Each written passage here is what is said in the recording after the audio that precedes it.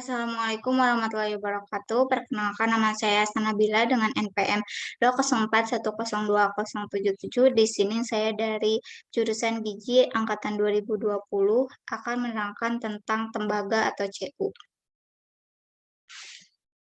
Yang pertama, apa itu tembaga?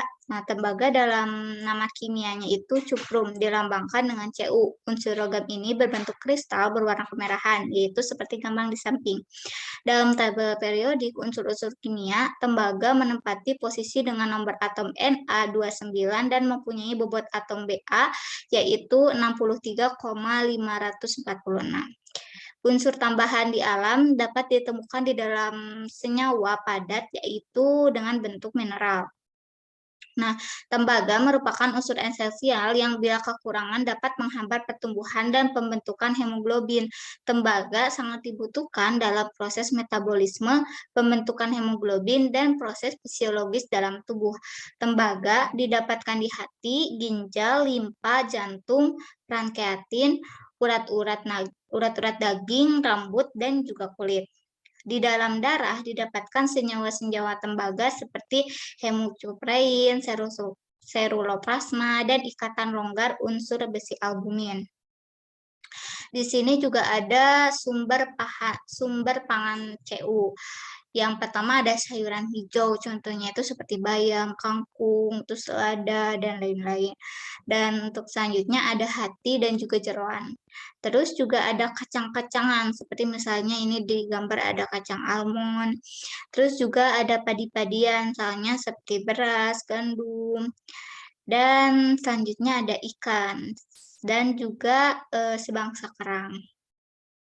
Nah, Cu dalam tubuh manusia ada totalnya gitu. Yang pertama ada total Cu di dalam ASI yaitu 0,04 mg per desiliter dan total Cu di dalam tubuh sekitar 50 sampai 150 mg per desiliter. Ini ditemukan di beberapa jaringan tubuh seperti di hati, jantung, otak, dan pankreas. Juga ini ada gambar ya di samping tempat di mana Cu itu ditemukan. Nah, oke, selanjutnya ada angka kecukupan gizi Cu.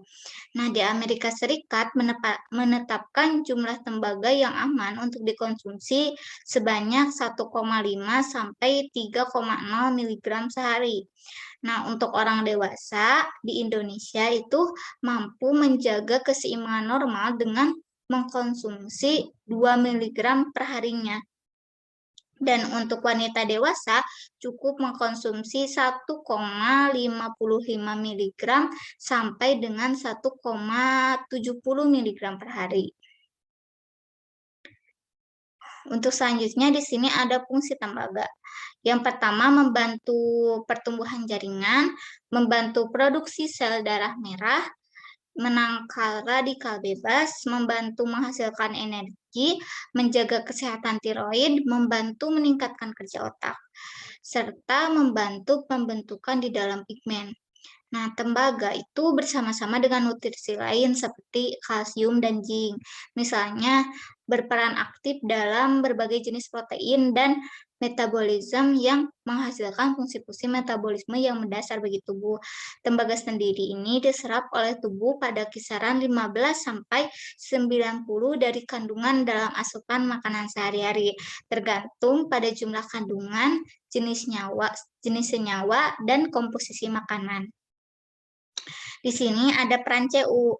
Yang pertama, tembaga merupakan zat gizi yang berperan di dalam kerja di beberapa enzim, berperan di dalam sintesa DNA dan juga RNA dan juga protein gitu. Sehingga jika terjadi defisiensi Cu, maka akan dapat menghambat pembelahan sel, pertumbuhan dan perbaikan jaringan sehingga akan berpengaruh pada berat badan dan tinggi badan. CU juga berperan dalam metabolisme energi, protein, regulasi metabolisme, dan berfungsi sebagai kofaktor dalam sejumlah reaksi enzimatik. Selain itu, CU juga berperan penting di dalam tubuh sebagai penyusun tulang. Kadar CU yang ada pada tulang berkaitan langsung dengan kepadatan tulang. Jika fungsi CU tersebut terganggu, ya maka akan dapat mengganggu kestabilan tubuh dan juga berdampak pada berat badan.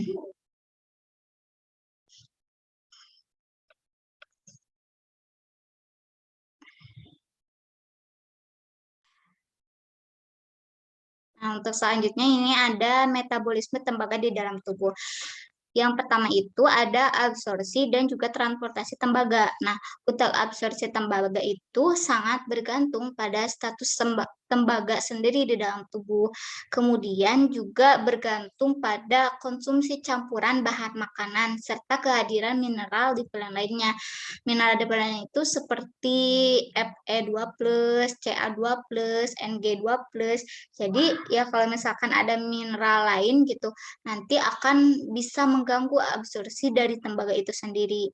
Nah, absorpsi tembaga ini terjadi di usus halusnya sekitar 50% dari asupan makanan dan kondisi asam itu merupakan kondisi yang paling baik untuk penyerapan CU. Nah, sebelumnya tadi dijelaskan bahwa tembaga itu secara alami disekresi saluran pencernaan. Namun di beberapa jus yang dihasilkan utamanya di pancreatic juice, duodenal juice itu sifatnya basa. Jadi walaupun tembaga yang disekresi itu dalam jumlah yang cukup banyak, tetapi absorpsinya itu kurang normal atau kurang maksimal maksudnya karena keadaannya itu basah, sedangkan CU itu dalam keadaan asam yang baiknya. Nah, secara sederhana, setelah diabsorpsi di usus halus, kemudian tembaga akan ditransfer ke albumin menuju liver untuk kemudian membentuk seruloplasmin. Nah, untuk selanjutnya di sini ada metabolismenya ya. Nah, yang pertama itu tembaga itu diserap di usus halus, terutama di duodenum. Tapi lambung juga memiliki daya serap, walaupun daya serapnya itu tidak terlalu baik atau tidak sebanyak diabsorpsi di usus halus itu. Tapi karena tadi disebutkan bahwa tembaga ini sangat baik penyerapannya di lingkungan yang asam, nah di lambung juga keadaannya asam karena ada asam lambung. Nah, ini bisa membantu penyerapan tembaga, tetapi tidak sebanyak di duodenum. Nah, ini selanjutnya ke metabolisme CU. Yang pertama itu, CU ini dapat diserap di lambung dengan bentuk CU2+ ataupun CU1+. Kemudian di usus halus mekanisme absorpsi pertama secara difusi pasif gitu. Nah, mekanisme keduanya ini seperti digambar itu apa ya? Secara aktif dengan bantuan transfer tembaga utama yaitu HCTR. Nah, ini HCTR1. Kemudian juga bisa melalui transfer mineral difluent 1 yaitu DMT1. Dalam beberapa penelitian itu melaporkan adanya persaingan atau kompetisi antara zat besi dan tembaga untuk penyerapan membran menggunakan DMT1. Nah, dalam lalu kemudian setelah memasuki eritrosit gitu, enterosit maksudnya. Nah, setelah memasuki di dalam ini, tembaga itu akan berkaitan atau berdampingan dengan berbagai jenis protein seperti ada gluatanin, terus ATOX1, CCS, terus ada COX-17 yang menghantarkan tembaga untuk digunakan di dalam sel gitu nantinya. Kemudian tembaga baru bisa dikeluarkan atau keluar dari enterosit dengan bantuan ATP7A.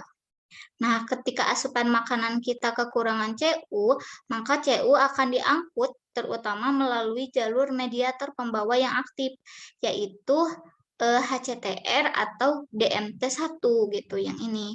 Nah, sedangkan kalau dalam proses difusi pasif itu biasanya mengakomodasikan konsentrasi yang memang lebih tinggi atau ketika asupan CU kita itu tinggi. Nah, setelah diserap oleh eritrosit, kemudian tembaga itu akan pindah ke arah yang diikat oleh albumin, yaitu sekitar 10 menit. Tuh, ini penjelasan yang tadi.